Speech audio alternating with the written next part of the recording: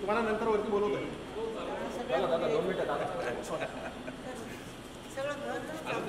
त्यांना नंतर वरती बोलवतो. आशिषजीने सांगितलं. तर त्यानंतर काय झालं, माझी डिलेव्हरी साईड बंद झाली, पण तिकडं मग इकडचं अनुताई, हॅलो हॅलो हॅलो.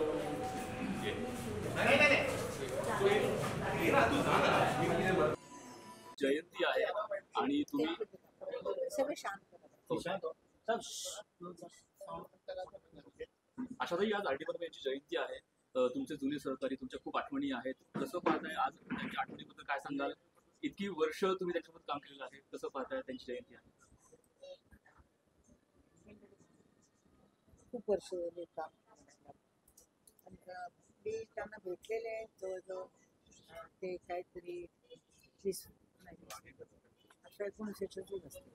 मॅट्रिकवर नापासून आले होते आणि त्यांच्या वडिलांकडे काम करत होते. मी त्यांच्या वडिलांकडे जात होते नवदोऱ्या. तेव्हापासून बात भी बोलेंगे, हिंदी में बात करो. बोला बोला. एक एक भाषा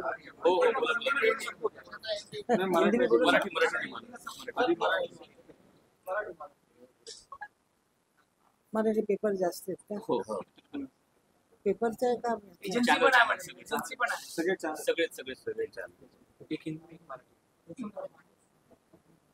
आमचं बोलवलं नाही, मिनिस्टर बोलून ते होतं. हा, तर मी त्यांना नव्हतो घ्यायला. अरे कोण बोलताय तिकडं? माझी सून बोलते. तर खूप वर्ष मी त्यांना म्हणजे ओळखत होते आणि बरंच काम केलं. मी बरेचशी गाणी त्यांची गाणी, जवळजवळ मला वाटते की माझी गाणी त्यांच्याकडं 840 गाणी मी त्यांची गाणी आहे आणि दिदीची गाणी आहेत 363, किशोर कुमारचे 558 आणि बाकीच्यांची फार थोडी, एक एक दोन.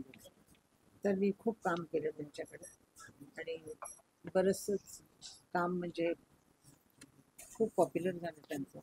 50 वर्ष झाली ज्या गाण्यांना दम मारुता ही गाणी अजूनही लोकांना आवडतात. आणि मला सगळे म्हटले जातात की नवीन म्युझिक पाहिजे, नवीन म्युझिक पाहिजे, असं आहे तसं आहे. पण गातात लोक तीच जुनी गाणी गातात, तीच मुलं पण तीच गातात, घरातल्या बायका पण तीच गातात. कोणी मॉडर्न संगीत ऐकलेलं मला असं वाटत नाही की फार ते चालतं म्हणून. पण आय नो, मला जास्त ह्याच्यात इंटरेस्ट नाही. आता तुम्ही विचारा काय. आमचा वाढदिवस होता ना, त्यांचा वाढदिवस. तो वाढदिवस या घरामध्ये, जवळजवळ या घरामध्ये आणि दुसऱ्या घरामध्ये ओडिनामध्ये तिथं टेरेस होता. तिथं 60 लोक यायचे, सगळे आर्टिस्ट, म्युझिक डायरेक्टर, नंतर रायटर वगैरे हे सगळे यायचे. आणि मी जेवण करायला, मी फक्त माझं स्वयंपाकघरातच काम असायचं.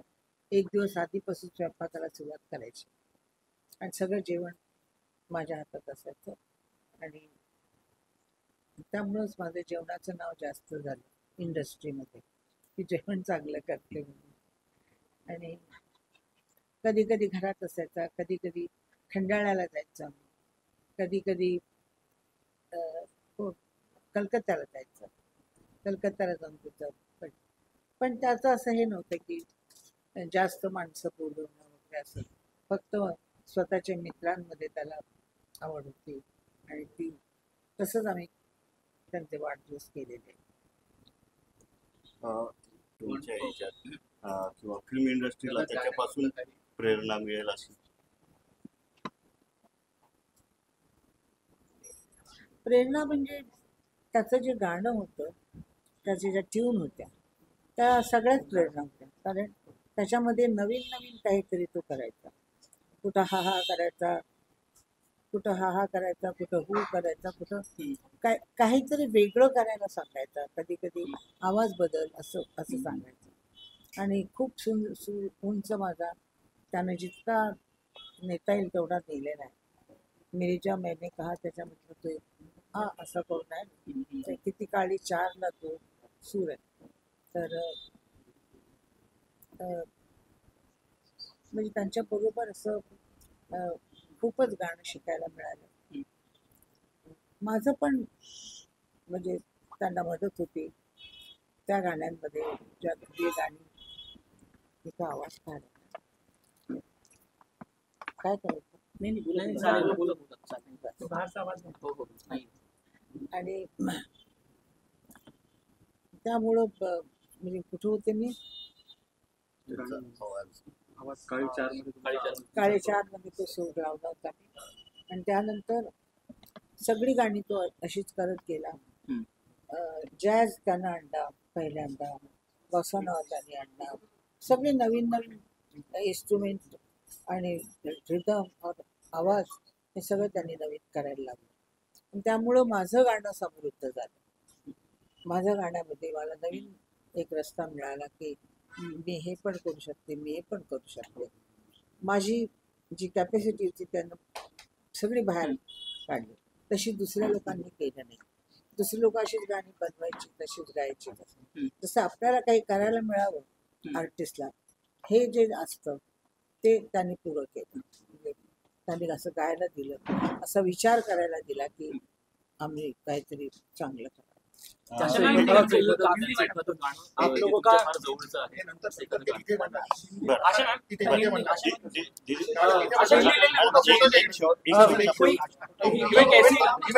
ऐसी मेमोरीज बतानी चाहेंगी आप जो लोगों को नहीं पता हो, जो आपने काफी अच्छे शेयर की हो आरडी जी के साथ? इतना नहीं याद नहीं अभी, इतना याद नहीं. तो कोई एक गाना लेना बताना चाहेंगी जो शूट करने में काफी कठिनाई आई हो? शूटिंग में तो कोई कठिनाई नहीं होती है, तो कैमरा में शूट होता है आर्टिस्ट के. रिकॉर्ड गाने में, रिकॉर्डिंग में रिकॉर्डिंग में बहुत मेरे को कभी तकलीफ नहीं है. मैं बहुत इजी गाती हूँ गाने, उनके गाने सब इजी गाती. अभी जो गाएंगे उनको तकलीफ होगी, वो नहीं गा पाएंगे वो गाने जो मैंने गाए.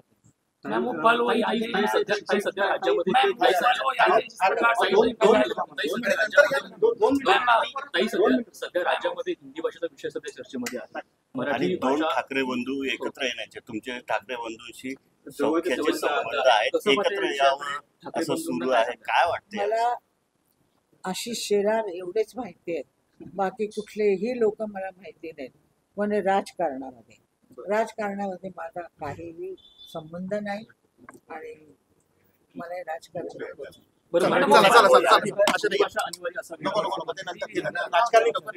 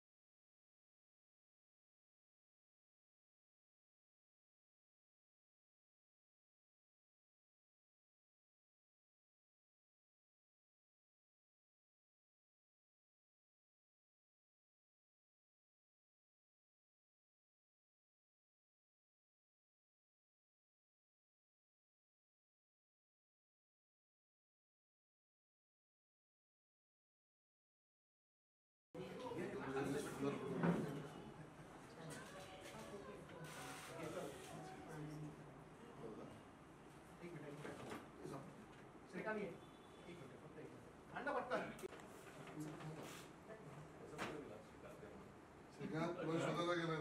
मी इकडे आहे. श्रीकांत उभा राहा. ओके. तुमने जो दिल को नजर नहीं चुराना सनम, बदल के मेरी तुम जिंदगानी कहीं बदल ना जाना सनम। हो ले लिया दिल, हाय मेरा दिल, हाय दिल लेकर मुझको ना बहलाना, चुरा लिया है तुमने जो दिल को नजर नहीं चुराना सनम, बदल के मेरी तुम जिंदगानी कहीं बदल ना जाना सनम।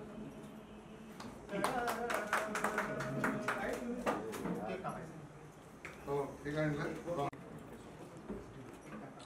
इझली हो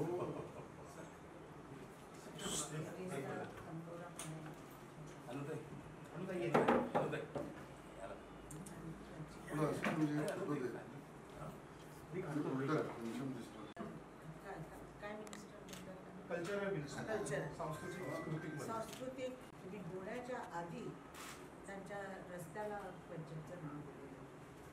आणि आज त्यांचा आशीर्वाद म्हणजे या हे कप्ताला काय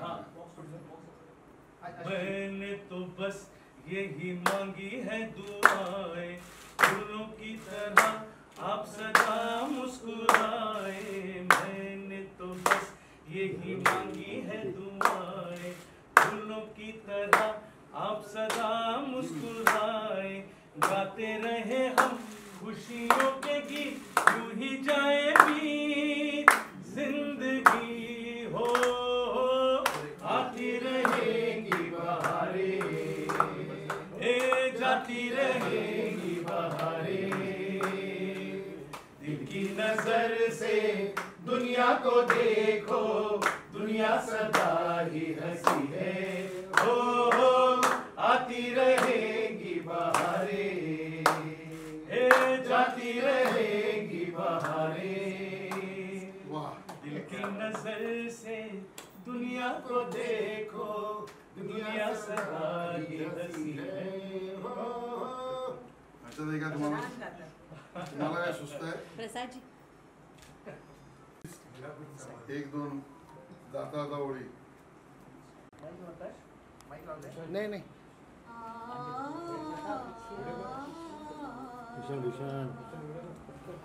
मेरा कुछ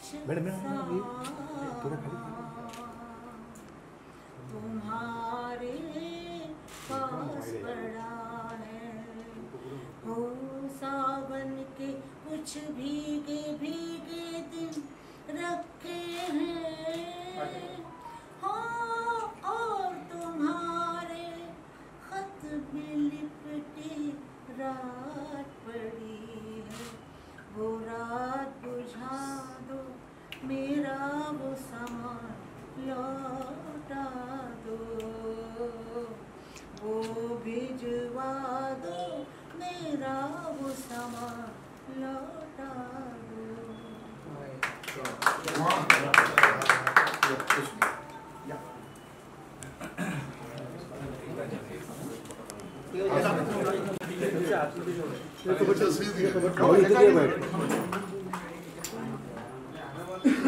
ए क्या बात है. म्हणजे याच्या पुढे काहीच नाही. आशा अमर 3A. क्या बात. मी चौथा येऊ शकते.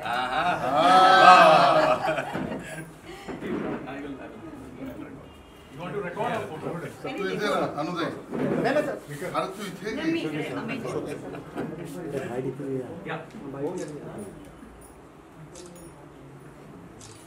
या.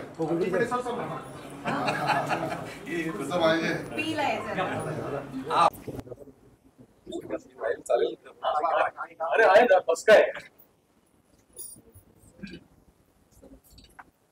या.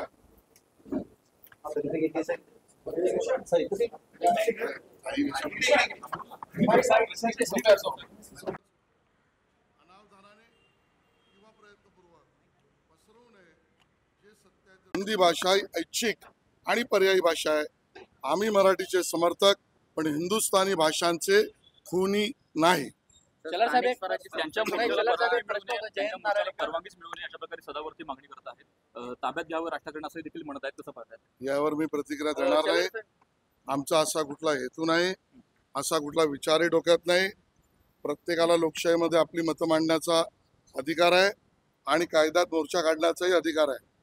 अंतिमता निर्णय पोलीस घेतील, पण असा कुठलाही सरकारचा आणि भाजपचा विचार नाही. चर्चेला आम्ही तयार आहोत. गैरसमजाचे बळी पडू नका हा धना सल्ला. कलर साहेब, एक असं समोर येतं की जयंत नारळीकर यांनी एक अहवाल तयार केला होता आणि त्यावेळेस तत्कालीन मुख्यमंत्री उद्धव ठाकरे होते आणि त्यांनी पण कुठेतरी हिंदी भाषेला मान्यता दिली होती, पण आता ते पाठ फिरवतात असं समोर दिसतंय. आणि मुळामध्ये यामध्ये बऱ्याच गोष्टी समजून घेतल्या पाहिजे. 2022ला राष्ट्रीय शैक्षणिक धोरण या आधाराचा त्रिभाषा सूत्रीचा स्वीकार करणाऱ्या कारवाईची सुरुवात ही उद्धव ठाकरे मुख्यमंत्री असताना झालेला आहे. आणि त्यातला हिंदी त्रिभाषेमधला हाही आयोगाचा तज्ज्ञांचा रिपोर्ट उद्धव ठाकरे मुख्यमंत्री असताना आलेला आहे. हे सन्माननीय उद्धवजींनी लक्षात ठेवावं. महाराष्ट्रालाही आम्ही नम्रपणे हे सांगू इच्छितो. नंबर 2, त्रिभाषा सूत्री आणि हिंदीचं इम्प्लिमेंटेशन कंपल्सरी हा रिपोर्ट शिक्षण आयोगाचा, शिक्षण तंत्राचा, शिक्षण मंत्रालयाचा 1968 साली काँग्रेसचं सरकार ज्या वेळेला होतं त्यावेळेचा आहे. ते आज उद्धवजींचे मित्र आहेत आणि काँग्रेसचे जे काही नवनवीन अध्यक्ष झाले आहेत त्यांना याचा अभ्यासही नाही. त्यामुळे तेही पळवाट काढतायत. आणि 3, राज ठाकरेजींच्या पक्षालाही आमचं म्हणणं आहे हेही समजून घ्या, 5वी, 6वी, 7वीला हिंदी कंपल्शन हा काँग्रेसने घेतलेला निर्णय. उद्धवजींनी त्याच्यावर कुठलाही अन्य विचार केला नाही. त्या 5वी, 6वी, 7वीला हिंदी कंपल्सरी काढून एक ऐच्छिक आणि पर्यायी हा सुद्धा निर्णय आम्हीच केला आहे.